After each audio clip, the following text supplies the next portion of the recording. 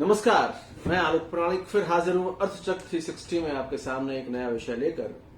विनिवेश, लक्ष्य और कोविड-19। जैसा मैं आपसे लगातार ये बात चिन्हित रेखांकित करता रहता हूं कि अर्थव्यवस्था के विश्लेषण के अब समयबद्ध तरीके से दो समय बनेंगे। एक कोविड पूर्व अर्थव्यवस्था और दूसरा कोविड पश्चात अर्थव्यवस्था।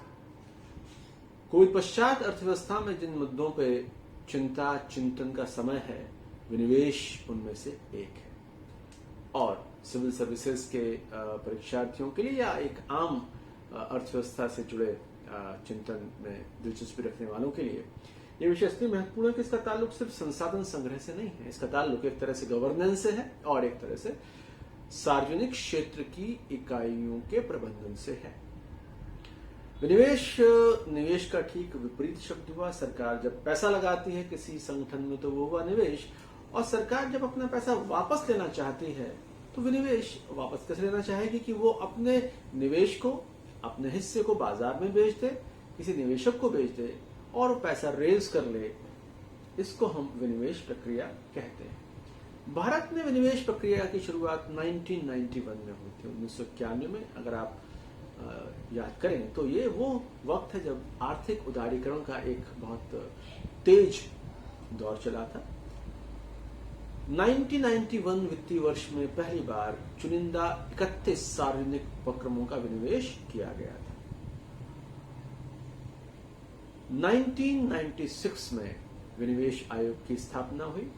बाद में विनिवेश का कार्य वित्त मंत्रालय के तहत एक संगठन, जिसे हम हिंदी में निवेश और लोक परिसंपत्ति प्रबंधन विभाग, department of investment and public asset management कहते हैं। इस विभाग की वेबसाइट पे दर्ज इसका दृष्टिकथन ये बताता है कि केंद्रीय सार्वजनिक क्षेत्र के उद्यमों में जन भागीदारी को बढ़ावा दिया जाए और केंद्रीय सार्वजनिक उद्यमों में सार्वजनिक निवेश का कुशल प्रबंधन हो ताकि सरकार के संसाधनों को बढ़ावा दिया जा सके। यानी मोटे तौर पर विनिवेश का उद्देश्य और लक्ष्य ये है कि सार्वजनिक कंपनियों में आम निवेशक की भागीदारी हो।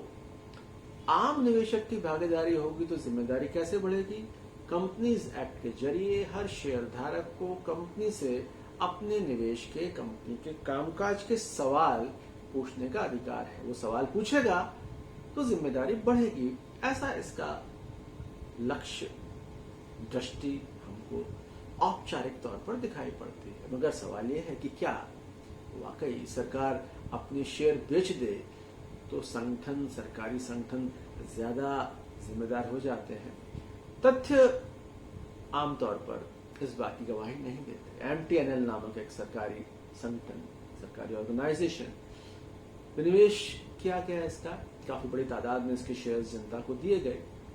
तो क्या ये संगठन ज्यादा जिम्मेदार हो गया? इस सवाल का जवाब है ना। सिर्फ विनिवेश से ही संगठन जिम्मेदार नहीं हो जाता। अगर 20%, 30%, 40% शेयर्स आम जनता के पास हैं, 60% शेयर सरकार के पास हैं, तो मूल फैसले सरकार ही करेगी और सरकार अपने हिसाब से करेगी। तो फिर एक नया टर्म आया, रणनीतिक स्ट्रेटेजिक डिसइन्वेस्टमेंट। यानी कि भाई 75%, 80% तक हम सरकार देने को तैयार है। अब जिसके पास 75%, 80% शेयर्स होंगे वो अपने हिसाब से फैसले ले सकता है।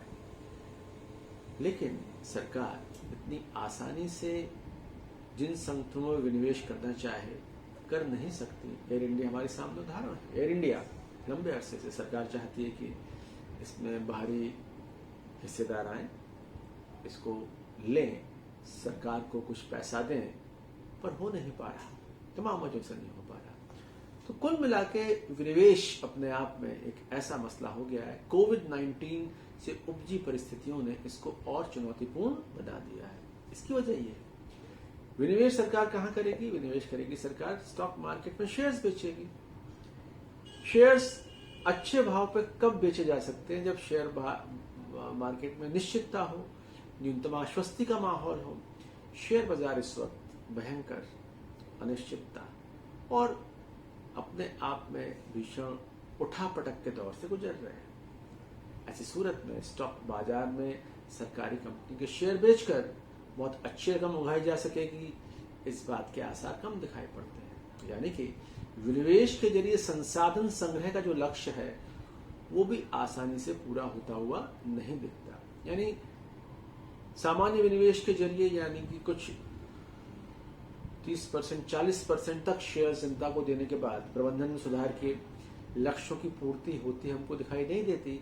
संसाधन संग्रह का लक्ष्य कम से कम कोविड-19 के बाद उतना प्राप्त करने की सीमा के तहत हमको दिखाई नहीं पड़ता। कुछ आंकड़ों के साथ हम इस चीज को समझ सकते हैं। केंद्र सरकार ने वित्त वर्ष 2019-20 में जो जा चुका है 1 करोड़ 5 लाख उगाने का लक्ष्य रखा था।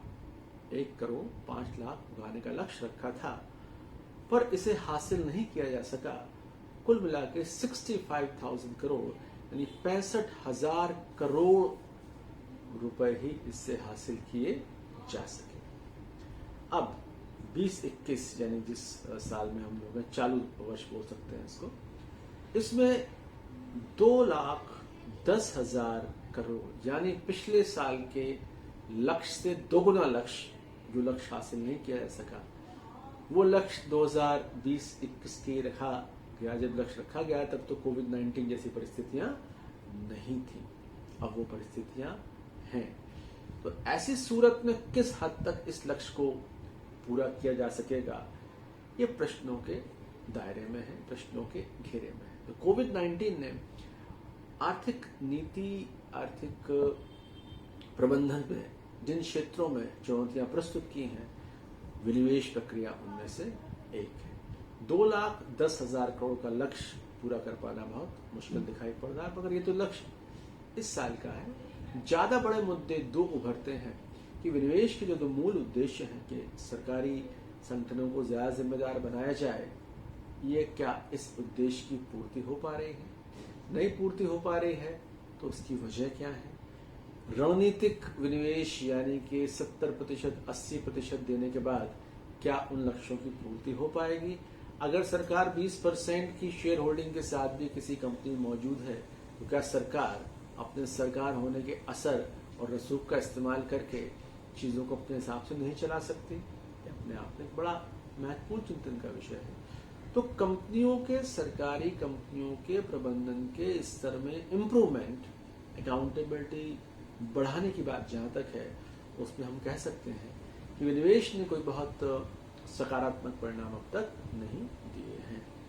रहा सवाल संसाधन संग्रह का, तो हाल का आंकड़ा हमको ये बताता है कि संसाधन संग्रह के मामले में भी विनिवेश के लक्ष्य हासिल कर पाना बहुत मुश्किल हुआ है, और इन लक्ष्यों की चुनौतियों को कोविड-19 ने और गहराई के साथ रेखांकित किया है।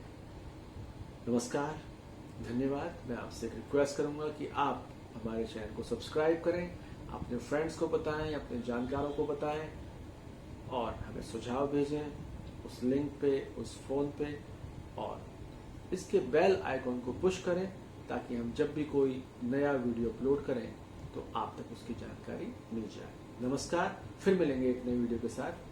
नमस्कार।